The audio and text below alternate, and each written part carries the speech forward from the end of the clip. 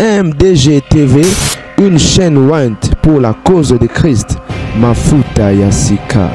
mafuta ya sika, mafuta ya sika.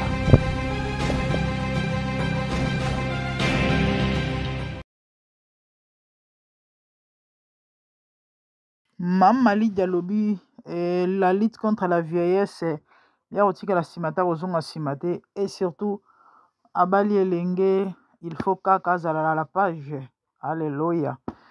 Bandeko babolingo na pesi bino mbote zalinga bino la grande dame. Bandeko to lisusu bino webi biso to pesa ka conseil. To le beli actualité, to le beli mambo zoleka. En fait, qu'est-ce qui s'est passé? Naoki mawa bandeko na naoki pasi. Na kutani na video oyo ya ba capture to pe ba photo bomoni na page ya Mama Lydia. Azaki na live, bon bien que vidéo on desi sali moi mikolo azaki na live moko tango akoti bandeko nanga abanda live na ye mais na kiti na ba commentaire na c'est comme si na yoki on dirait c'est comme si zaki ngana yoki soni na yoki pasi na yoki mawa na kanda même temps nyonso esangani balobi na me Mama Lydia pona nino bebisi poso boye yo mto zaki na mwindu no ya kitoko pourquoi kotela makasi boye mama. Donc bato nyonso bazokota bamisu bazoseka bamisu bazotuna mituna bamisusu donc généralement bato babandaka ko s'inquiéter quoi par rapport à ndenga teli tout ça bino boyebi Lydia bon elo esalanga pasi les amis naoloba mbala na mbala soki de tozo sa ba émission boye c'est pas parce qu'on est parfait. Moi personnellement c'est pas parce qu'on est parfait mais bakino baloba kaka oyebi Bible ezoloba si tu sais faire le bien et que tu ne le fais pas tu commets un péché. Tango mona mutu na libunga na libebi na mabe moko boye et que o comprendre eloko wana eza bien te okoteya pe mutu oko conseiller to po ebisa mutu kende kokeba so osali yango te na miso nzambo sumuki. Donc so tozosala bamambo tozosala des fois ezaka quelque part pona tokokisa maloba na nzambe et puis po tosunga pe baike parce que eza bato bele ba se retrouvaka na ba conseil na biso na ba émission na biso et basenga pe ba merci basenga pe ba merci. Bref na mukuse en tout cas j'ai eu trop mal et on a lobaki nakoya na sala émission na meko pesa conseil na bandeko na ngai na mibali na ya basi mingi bana basi mais même mibali pe parce que les hommes aussi baza concernés. Je crois ya maona pas c'est ça que généralement batongo bayo karaté bayo karaté boyebi mutu sokasi atengami c'est compliqué mais nzamba sa grâce ebele pe ba se ressaisir ça na bango ba se ressaisir mais mingi en tout cas sokasi atengami akela akoti na ravin akoti kaka pona ya komona ke non boza contre succès parce que langa je loba maka yango wana congolais soki mutu amati kasi ba Michel bakenda biloko balobaka yango wana ti non nos frères et sœurs sont toujours comme ça tant que tozala na bapasi kuna tomona bango te lelo nzambe akomi kopambola biso bazokocritiquer non bakocritiquer na tina ntango bamoni eloko bakocritiquer so eloko kocritiquer eza te bakocritiquer te. Et pourquoi seulement vous bon bamisusu est-ce qu'il y a que vous tolobi te bamisu ba parfait mais bandeko na ngai bolimbisi na tiena moi parenthèse topema totiana mwa point nazoya na likambo ya choko parce que mission yango pe molai te tozwa lelo oyo ndenge réseaux sociaux eza ya koningana na mambo ba Mike Kalambai wana na ba musicien chrétien ya ba jeune yake Mike Kalambai yake Michel Bakenda yake Moïse Mbiye non baza ebele o bayembaka pe bien makasi o banzimbo na bango pe ekartonaka makasi tel que ba Moïse Matuta,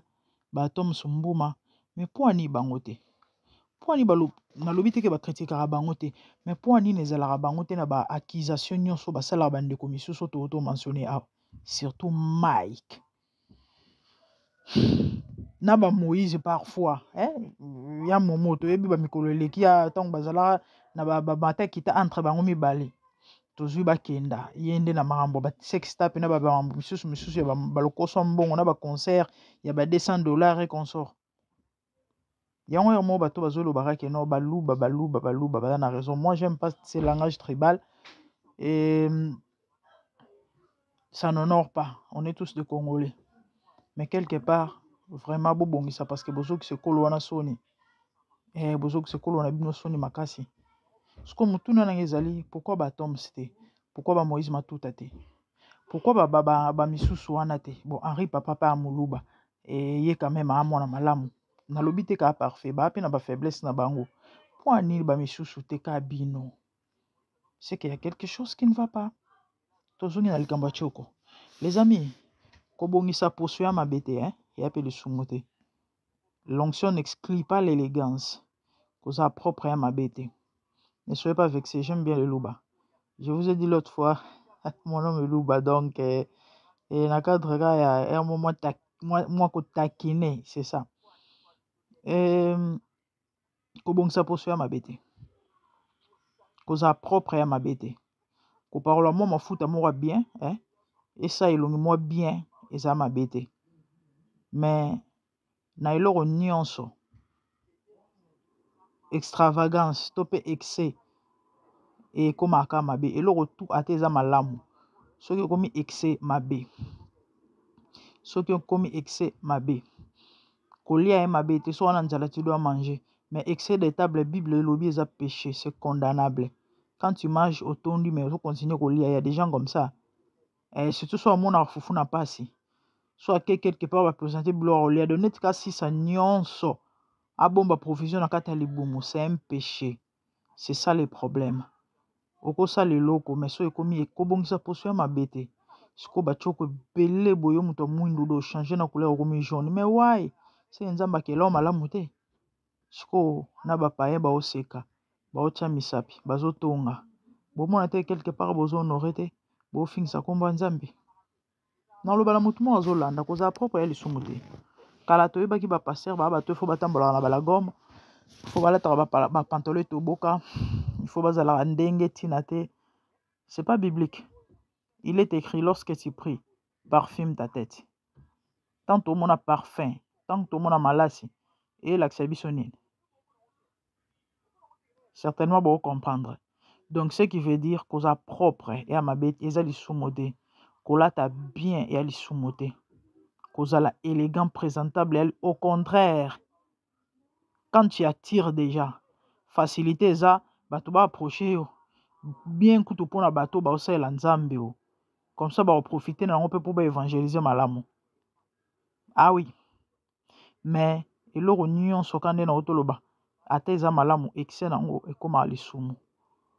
bongisa poso bongisa nzoto lata bien lia bien mais ko exagérer ndete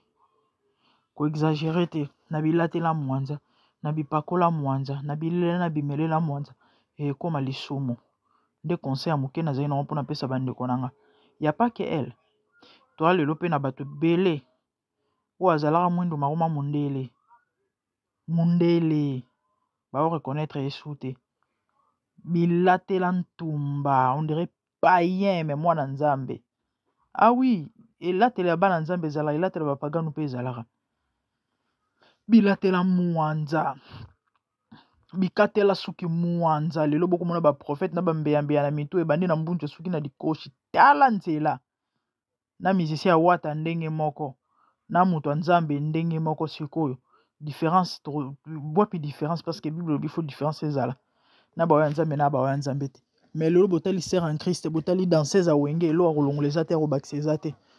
botali musicien nzambe botali musicien mokili différence eza nango te masumu tobetisa bato mabaku tokangela bato porte alola bandeko tobongisa c'est pas bon c'est pas bien même moi-même nga moko nazoloba nga pe na kati fo nga pe makambo nazoloba to pe nazoteya il faut nga pe nasalela yango parce que nakozala pe accepté te nakozala exclu te. Si moi qui prêche je fais aussi la même chose, le Seigneur me jugera aussi. La Bible dit ça dans le livre de Romains dans le chapitre 3. Yo ozoteya bato basa mabete yo mozo sa mabe ozala exclu te. Donc yo pe jugement ko épargner yo te. Biso tout na kati bandeko to bongisa to marquer différence nzamba osepela na likolo e bato pe bazinga na biso ba pambola nzambe pona tina na biso e ba roya pembeni na nzambe ba roya pembeni na biso. J'ai toujours dit aux gens, c'est de nos familles ba master bandeko bazala na biso mikolo nyonso ba obongola mitema te parce que to oteya non ba obongola mitema tant ba moni bizaleli malamu kati na biso. Tant que tokendaka ba église toteyaka tolakisa ba apparence moko songolo pakala mais nous vivons autre chose ou encore nous vivons autrement. Bondimela ngai bato na ba ondirsi ka mitema e ba kochaki bonzambe na biso en cause ba oloba même pe ke makambo nzambe ezala makambo solo te do ba kotia nzambe en doute.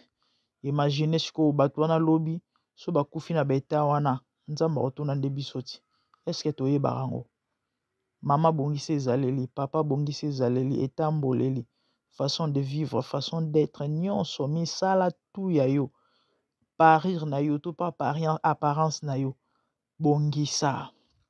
po nzamba zwaka lokumu. Ya muke tozaki nango yango na vraiment nzamba pambola bino, abonnez-vous massivement. Que Dieu vous bénisse. Merci, au revoir. Bye.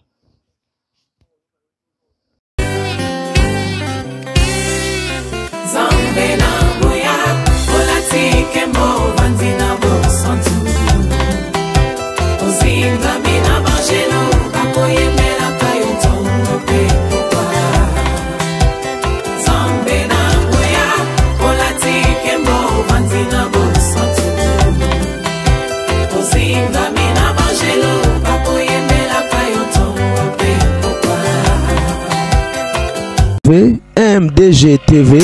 une chaîne Went pour la cause de Christ. Mafuta ya sika, mafuta ya sika, mafuta ya sika.